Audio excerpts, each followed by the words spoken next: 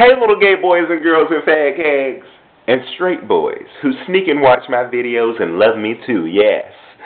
So, summer is rapidly approaching, and with summer so close, we know that Pride festivals will be taking place all over the country. And we will be remiss to acknowledge the fact that in a lot of these same cities, at the same damn time, a lot of church functions, conferences, and convocations will also be taking place. Bitch, that ain't no coincidence. It's funny because for a long time in churches, they didn't acknowledge the fact that gay people existed there. It's just not something that they talked about.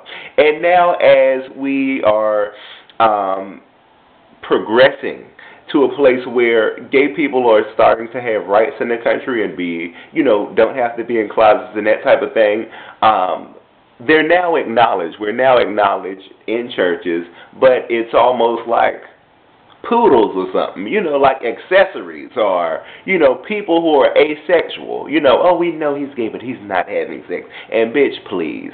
It's crazy because a lot of these churches, the only time that they will really take the time to discuss especially gay sexuality is when they're calling out a demon, right? It's never to really have conversations about healthy sex, safe sex, and that type of thing, which is amazing. This is something that I really didn't know until a few years ago when I first started going to Pride. I was in Memphis with a couple of friends. We went to a Pride function, and at the same time, there just so happened to be a church convocation going on there. So one of my friends who is gay but also extremely religious was elated, right? So we partied all weekend. After this last party, he insisted that we go to this church service that Sunday, right? Because he said we needed to repent for what we did, not because we were gay, but because we were some sluts, and all we got out of it was chicken wings. So, so we went to this church function, and bitch, it was more gays in the church function than it was at the Pride, right? Because I walked in, bitch, there were so many black gay men sitting up in that church. I thought that Beyonce was going to come out and lead us in praise and worship. I mean, it was out of control. Then the spirit fell, right? So the minister got up and he started calling people up, I need you over there, and I need you over there. And it got to a point where I thought they was going to start voguing and carrying on, because they was praying for the kids, and the kids was doing the death drop, falling on the floor, and they were like, ow, yeah, she is fierce for God, honey. And I mean, it was crazy, right? So I didn't know what was going on, and I'm sitting up there, and I mean, there were ministers, there were singers and stuff there, and so then they came and they grabbed us and they started praying for us very violently. I had a bag, they dumped out the bag, and they confiscated all the homosexual paraphernalia that was in the bag, and it was just so sad. This is the only thing I got out with. Donnie McClurkin kept the other one. And it was a very traumatizing experience.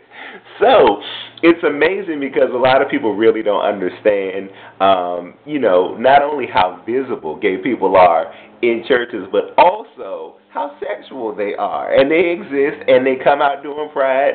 They book these things so that they can be with their church family, so they can go in and do their stuff, and they can come out and have a good time. So to help you navigate during Pride in your dating endeavors and your hookup endeavors and on your Grindr and Jack, I'm here to tell you what it is that you need to be expecting from these denominations. So we will start with my good girls over there at the COGIC. Now, I want to say this. COGIC, they are charismatic but tacky, right?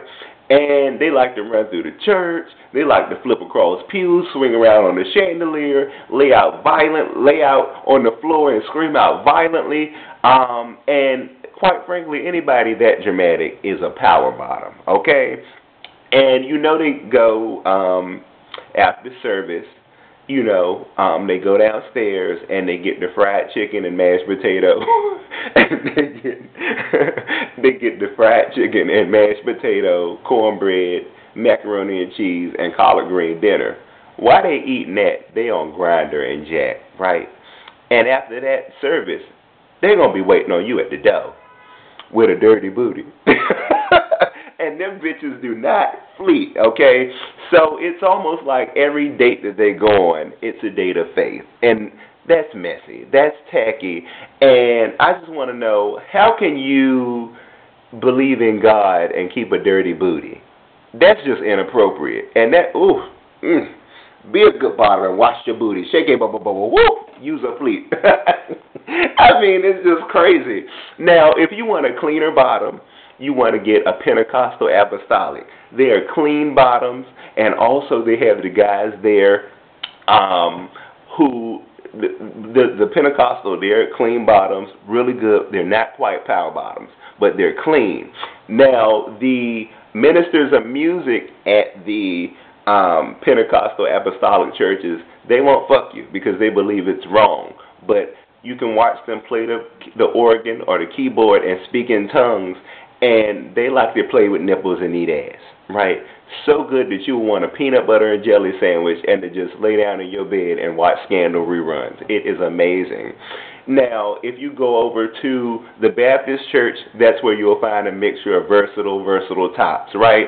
And they also have a lot of versatile bottoms there, right? Because the versatile bottoms are tricky because they look like Barry White, but you take them home and you put them in the bed, and it's like Lil' Kim. So that's where you will get that at, right?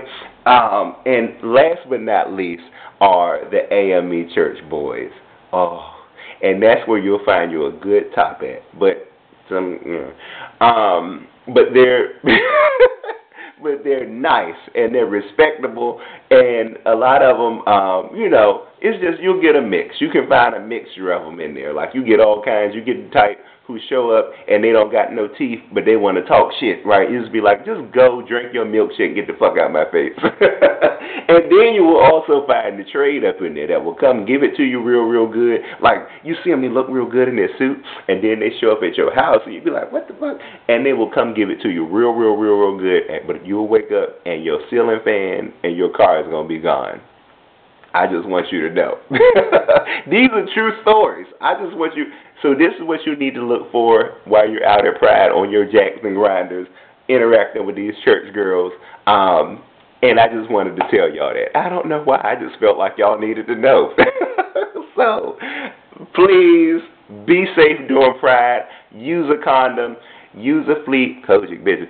And, clean that thing out. Make sure that you're safe. Protect yourself. And, just be careful on these different little social media and gay dating apps and gay hookup apps, because there's a lot going on out here. And most of all, enjoy yourselves, celebrate yourselves, and have fun at Pride. And, again, COGIC girls, you bitches, you need to put a little strawberry shampoo up in there and some anointing oil, because, them things, Anyway, y'all, please share, comment, rate, share your Pride experiences, because I like reading some of the stories that y'all send me. And again, have fun at Pride.